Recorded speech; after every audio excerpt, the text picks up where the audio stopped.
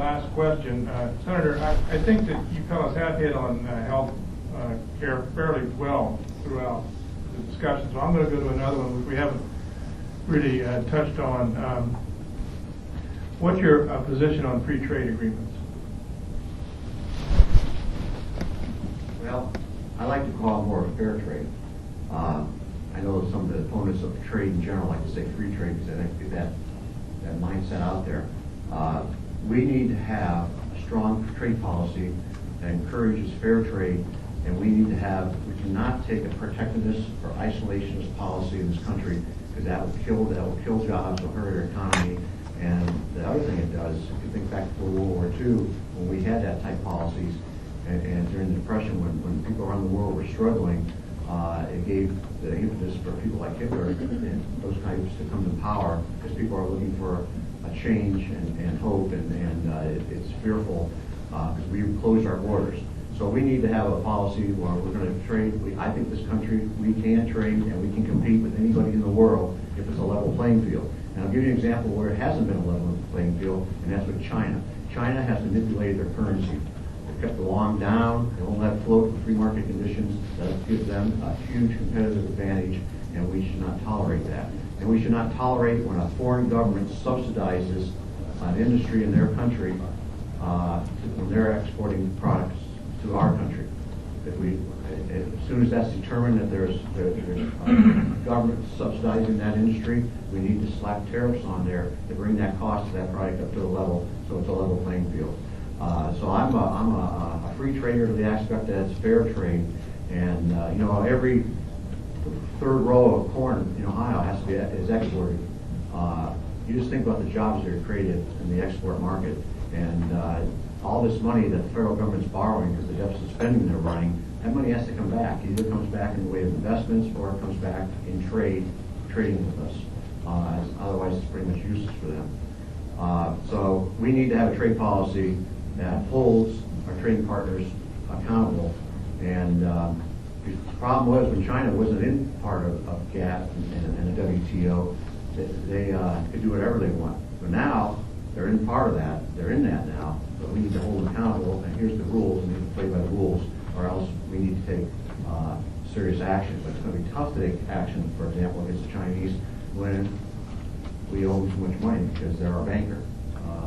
That's bad policy, and the way we're headed that way, it's going to be more so, and it's going to be hard to deal with the Chinese on trade, or if we have to deal with the tyrants in North Korea, how do we do that if China's not going to be with us? They're going to pull the strings. So back on the trade, fair trade, and make sure that everybody's playing a level playing field, and our private sector, our entrepreneurs and innovators can't compete if it's fair.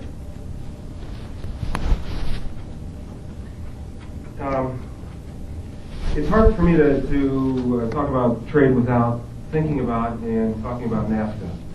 Bob, are you supportive of NAFTA or repealing NAFTA? Okay.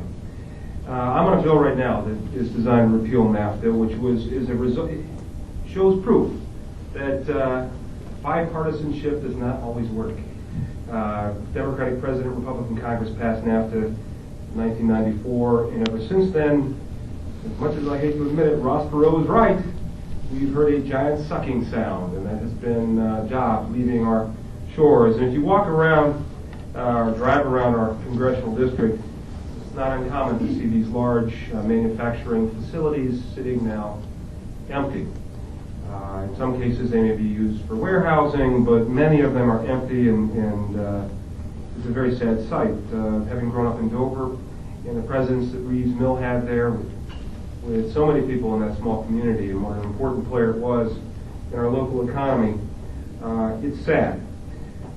So what are we going to do about it? Well, I agree in the sense that we can't, protectionism is not the answer. We cannot put the genie of the global economy back in the bottle. And we have to compete internationally. But we have to do it on terms and conditions that are fair to everybody. Not just those who are participating directly at the point of the trade, the multinational corporations, but everybody, certainly including the American worker, who asks for nothing other than to be put on a level playing field. Now, what does all that mean? I think it means the imposition of disincentives or tariffs if you manufacture goods overseas and you don't abide by some basic fundamental labor standards. You can pick up your shop now, thanks to NAFTA, and go down to the other side of the Rio Grande, set up shop, and pay slave-like wages. You don't have any environmental accountability. You don't have to worry about unemployment compensation, workers' compensation. You don't have to be mindful of child labor laws. You don't have to create a safe workplace. You don't have to pay health care. You can make your product and ship it right back over the border and put those manufacturers who stayed here out of business. And there's something terribly wrong with that picture. Again, I'm not asking to throw up walls around our country and disregard international trade, but let's do it in a way that's fair.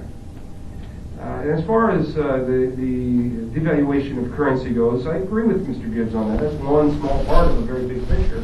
I'm on a bill right now that would consider intentional acts of devaluation of currency an unfair trade policy, which should help prohibit that from happening. I'm also on a bill, like Charlie Wilson, who spoke earlier, to rescind NAFTA directly and start over at the negotiating table. Bottom line is we need a level playing field. When we have a level playing field, no one on the planet can compete with the American worker and American engineer. Thank you, gentlemen. Again, it makes me proud to be here and associated with two such high-class individuals. It's really good for us and the state.